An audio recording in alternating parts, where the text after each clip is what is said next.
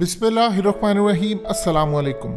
अफ़गानिस्तान की सूरत हाल बड़ी ज़बरदस्त इंटरेस्टिंग मोड पर आ गई है और हकीकत टीवी जो आपको खबर ब्रेक करने जा रहा है ये अब से पहले किसी जगह पर खबर नहीं आई। इस वक्त सूरत हाल ये है कि अशरफ गनी ने एक मीटिंग अटेंड की, ये आपकी स्क्रीन पर चल रही है। ये बड़ी मज़ेदार मीटिंग थी। इस मीटिंग के अंदर रशीद दोस्तम, पुराने वारलॉर्ड्स, अब्दुल्ला ये सारे मौजूद थे। इवन के पाकिस्तान के सारे जानी दुश्मन इसमें मौजूद थे।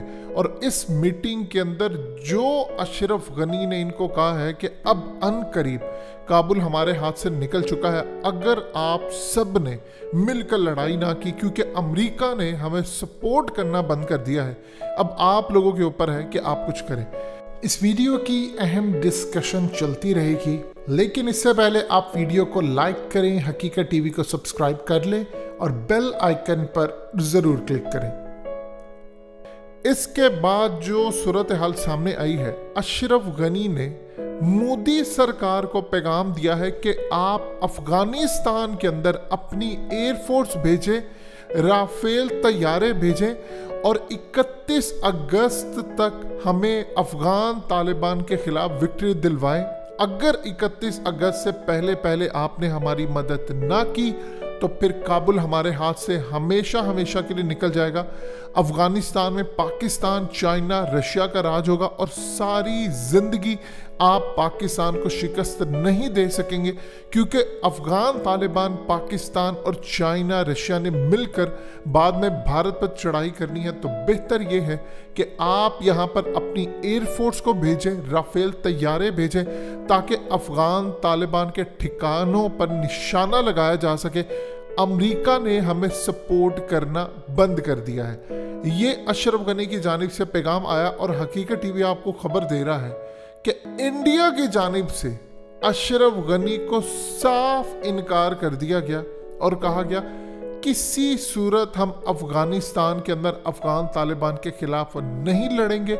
हम आपको असलहा दे सकते हैं, आपको पैसा दे सकते हैं, हमने तमाम चीज़ें देने का आपको पहले भी ऐलान किया है, हम अभी भी सपोर्ट करेंगे, लेकिन ना हम अपनी फौज भेजेंगे, ना हम अपनी एयरफोर्स भेजेंगे। और आप भूल जाएं कि किसी भी वजह से हम कोई एक राफेल तैयारा भी अफगानिस्तान में भेजेंगे। अब इस पूरे खेल के अंदर हुआ क्या है ये समझना है आपने। असल में पेंटागन के स्पोक्स पर्सन आए, उन्होंने आकर अशरफ गनी हुकूमत के बारे में कहा कि हमने इनको दिया है पैसा, हमने इनको स्किल्ड ट्रेंड आर्मी बनाकर दी है, एयरफोर्स इनको बनाकर दी है, हथियार इनको दिए हैं, जहाज इनको दिए हैं, ड्रोन्स इनको दिए हैं, सब कुछ दिया है। अफगान तालिबान के पास कोई टेक्नोलॉजी नहीं है, स्किल नहीं है, उनके पास किसी सूरत हवाई कोई भी किसी तरह की फैसिलिटी नहीं है। तो अशरफ गनी हुकूमत ने अब खुद डिफेंड करना है, ये अफगानों ने अब डिफेंड करना है। हमने जितना करना था कर लिया, अगर खुद डिफेंड नहीं कर सकते तो अमेरिका किसी सूरत अब मदद नहीं करेगा। हम मदद करते रहेंगे, पहले भी मदद की थी, हम 31 अगस्त के बाद भी मदद करते रहेंगे, लेकिन हम ये कहें कि हम यहाँ रहें और अशरफ गनी की मदद करें और बजाते खुद आकर सब कुछ करें, ये नामुमकिन सी बात है। लिहाजा जो करना है अशरफ गनी हुकूमत को करना है। हमने उनको इतना ट्रेन कर दिया है, सारी चीज़ें देने के बावजूद अगर वो इस काबिल नहीं है तो फिर अब अफगान जाने और उनके लोग जाने कि वो क्या चाहते हैं। पूरी दुनिया के सामने पेंटागन के स्पोक्स पर्सन, यानी आप अंदाज़ा कीजिए ये बिल्कुल इसी तरह है जिस तरह हमारे यहाँ पे DGISPR होते हैं। जॉन केबरी आते हैं और सारी दुनिया के सामने कहते हैं कि हमने एक एक चीज़ सिक्योरिटी से लेकर तमाम चीज़ें दे दी कि अशरफ गनी हुकूमत खुद डिफेंड करे। अगर ये खुद नहीं कर सकते तो फिर हम कसूरवार नहीं है, कसूरवार ये है।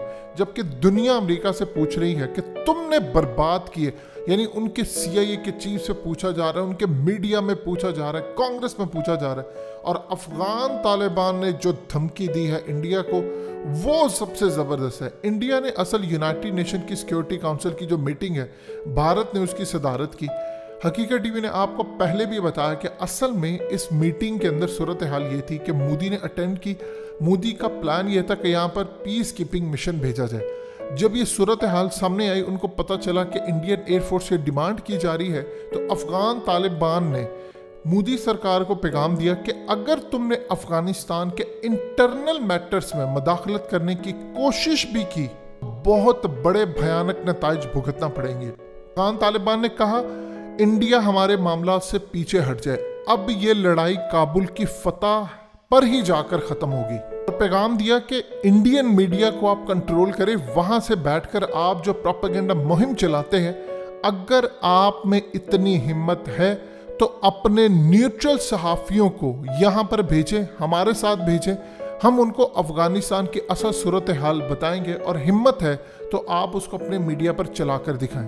ये अफगानिस्तान के अंदर अफगान तालिबान की जानिब से मोदी को पैगाम दिया गया और उसके बाद इंटरेस्टिंग सूरत हाल ये पैदा हुई कि यूनाइटेड नेशन सिक्योरिटी काउंसिल की जो मीटिंग थी, मोदी ने उसको चेयर किया, लेकिन किसी सूरत मोदी ने वहां पर अफगान तालिबान का नाम तक नहीं लिया, ना अफगानिस्तान की बात की, सिर्फ ये वर्ड यूज किए नॉन स्टेट एक्टर्स, यानी गैर रियासती अनासिर। उन्होंने कोई वर्ड यूज नहीं किया। इतना पैनिक में आ चुका है और इस वक्त सूरत हाल ये है कि अफगान तालिबान ने यहाँ तक कहा कि जब 20 साल हमारे खिलाफ प्रोपेगेंडा होता रहा तब तुम लोगों को याद नहीं आया, और जब अफगान अवाम खुशी से हमारे साथ मिल रही है, आप जानते हैं इस वक्त अफगान तालिबान क्या करे, वो जिन जिन इलाकों को फतह करते जा रहे हैं, उन्होंने एक हिदायतनामा जारी किया है कि आपने किसी भी अपने मुखालिफिन के घर नहीं जाना बगैर इजाज़त के, उनकी फैमिली को तंग नहीं करना, बेशक वो आपके मुखालिफिन हो, आपने किसी भी तरह से घर का तकद्दुस पामाल नहीं करना, कोई ऐसा मामला हो जाए ख़वातीन का ख्याल रखना है और वहाँ पर अमन कायम करें। आपके मुखालिफिन को पता चलना चाहिए कि आपने अमन कायम किया है और उनका ख़ास ख्याल रखें। और अगर कोई कमांडर और या अगर कोई बड़ा ओहदेदार हथियार डालना चाहता है तो उसको वेलकम करें, उसके साथ अच्छा सलूक करें, किसी सूरत उसको ताना नहीं मिलना चाहिए कि वो पहले किसके साथ था। हमें सबको साथ लेकर चलना है। ये अहकाम जारी वहाँ पर हुए। इवन के वहाँ पर ताजिर बरादरी ने अफगान तालिबान से मुलाकात की, जो इलाके फतह है, उनको कहा कि आप लोग काम करें, आप जितना पहले टैक्स देते थे उसका 50% हम आपसे लेंगे, आपको 50% छूट होगी और हम पूरी कोशिश करें कि अमन कायम हो। आप लोगों की ही वजह से हमने यहाँ पर अभी तक कोई ऐसा काम नहीं किया जिससे तबाही हो। इवन के इंडिया ने जो इनकार किया है अशरफ गनी को, उसमें सबसे बड़ी वजह जो इंडिया ने अशरफ गनी को पेश की है कि अगर हम फौजें भेजते हैं तो पाकिस्तान की एयरफोर्स पाकिस्तान से उड़कर हम पर स्ट्राइक करेगी और वहाँ पर जाकर, चूँकि अफगान तालिबान उनके साथ हैं, इसके अलावा चाइना उनके साथ है, चाइना के मिसाइल इस वक्त तैयार है, अफगान तालिबान को वो मिसाइल दे रहे हैं और इवन के वो कह रहे हैं खुद अफगान तालिबान ने जो देसी मिसाइल अपने जो लोकल मेड है बनाए हैं वो इतने ख़तरनाक हैं कि वो इंडिया के राफेल तैयारों को निशाना बनाएंगे। लिहाजा हम किसी सूरत नहीं चाहेंगे कि हम अपने मुल्क की फ़ौज को, एयरफोर्स को वहाँ पर लेकर जाएं जहाँ पर अमेरिका निकल रहा है। हम इस जंग में कूदना नहीं चाहते क्योंकि अफगानिस्तान के बाद फिर बदला कश्मीर के अंदर लिया जाएगा। लिहाजा हम आपको सपोर्ट कर सकते हैं और कुछ नहीं कर सकते। दूसरे लफ्ज़ों में अशरफ गनी ने पैगाम फिर बाद में सारी दुनिया के सामने ये कर दिया है कि अब हम बेबस हैं, हम क्या कर सकते हैं। अब वो कर ये रहे हैं कि वहाँ पर दाइश, मलेशिया ग्रुप, ये वो, देखिए ये तमाम चीज़ें दी एंड हो गई हैं।